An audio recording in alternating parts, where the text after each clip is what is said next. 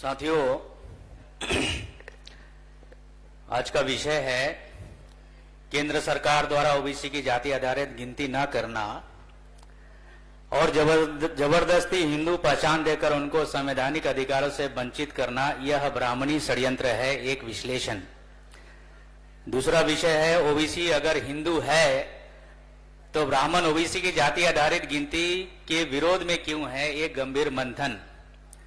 तीसरा विषय है कांग्रेस द्वारा ओबीसी के साथ की गई धोखेबाजी के लंबे इतिहास को देखते हुए क्या आज राहुल गांधी और कांग्रेस पर विश्वास किया जा सकता है, एक बहस। और चौथा विषय है एक ओबीसी प्रधानमंत्री होने के बावजूद केंद्र सरकार द्वारा ओबीसी की जाति आधारित गिनती न करना तथा उनको संख्या के अनुपात में हिस्सेदारी न देना, यह ओबीसी के साथ सबसे बड़ी धोखेबाजी है, एक बहस। साथियों, ये ओबीसी की जाति आधारित जनगणना एक महत्वपूर्ण विषय है और 52% ओबीसी, जिसको आज के तारीख में हम 65% ओबीसी कह सकते हैं, इनके भविष्य से जुड़ा हुआ मामला है और ओबीसी के साथ सदियों से धोखा होता आया है और आज भी बदस्तूर जारी है। यह जाति आधारित जनगणना हर 10 साल में होती है और यह जनगणना का एक लंबा इतिहास है। जब हम इतिहास के पन्नों में देखते हैं तो सबसे पहले हमको दिखाई पड़ता है कौटिल्य के अर्थशास्त्र में मौर्य काल के समय जनगणना हुआ करती थी।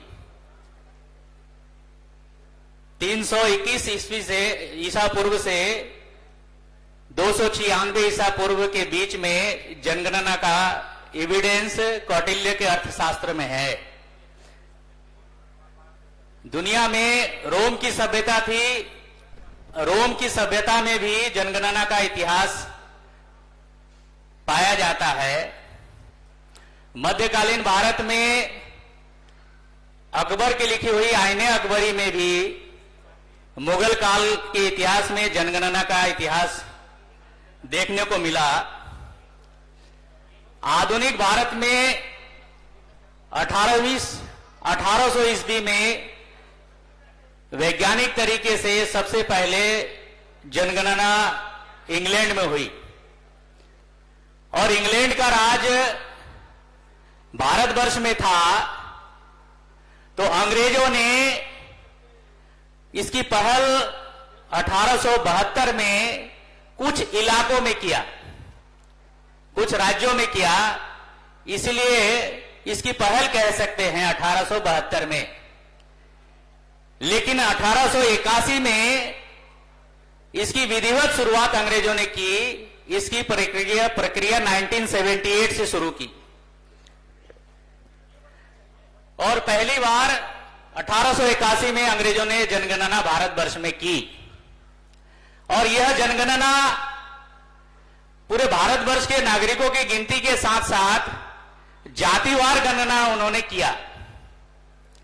1981 में 1881 में पहली बार हुआ, 1891 में दूसरी बार अंग्रेजों ने किया, 1901 में तीसरी बार किया, 1911 में चौथी बार किया, 1921 में पांचवी बार किया, 1931 में छठी बार किया और 1941 में सातवीं बार किया।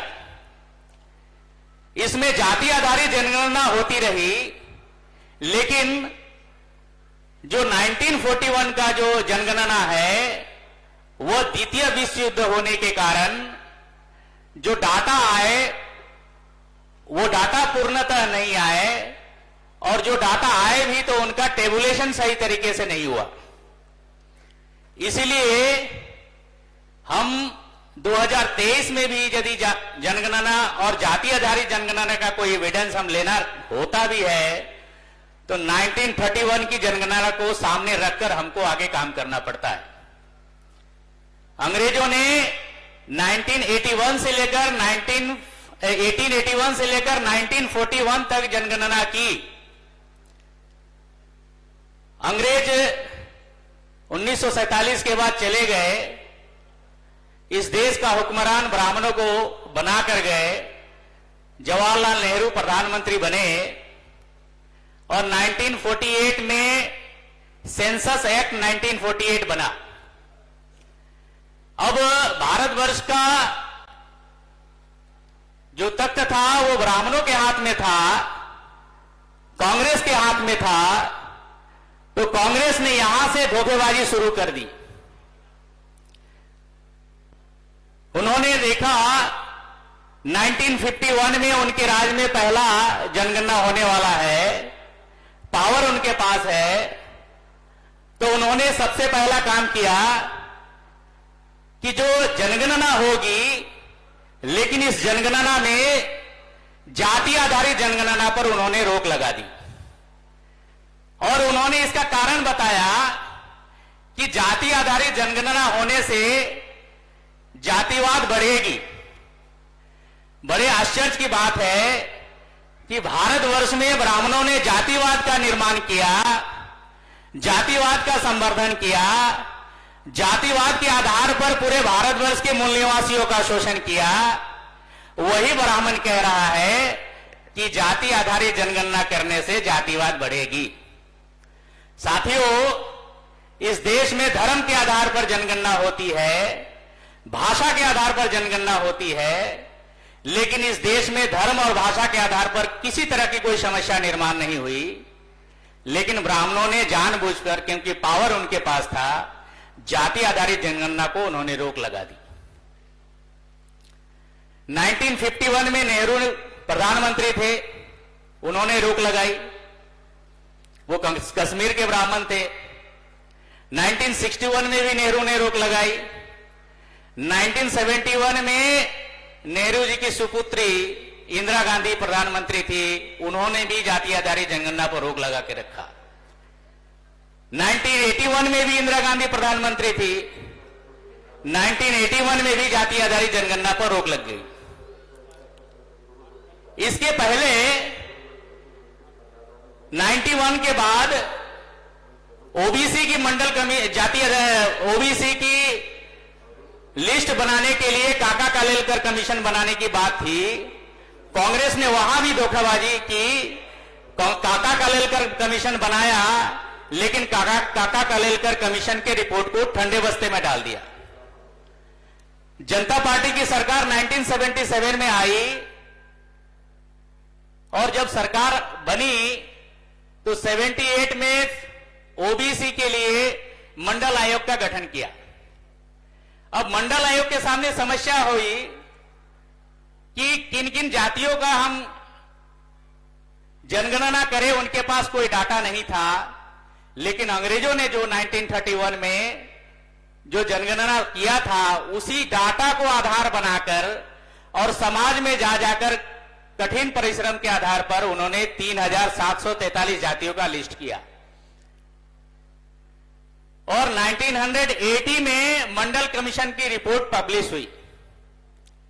लेकिन कांग्रेस सरकार में रहने के कारण मंडल कमीशन को लागू करने का कोई पहल नहीं किया। उस समय मूल्यवासी बहुजन समाज के काशीराम जी नेतृत्व में थे। 83 में मंडल कमीशन लागू करने के लिए उन्होंने पहल शुरू किया। बामसेफ और DS4 के माध्यम से धरना प्रदर्शन शुरू किया। इसका परिणाम यह हुआ कि ओबीसी की जो लीडरशिप थे वो जागृत हो गए और उनके जगने के कारण 1989 में जनता पार्टी की सरकार बनी। 2 दिसंबर 1989 को बीपी सिंह प्रधानमंत्री बने और 7 अगस्त 1990 को 8 महीने बाद उन्होंने मंडल कमीशन को लागू किया।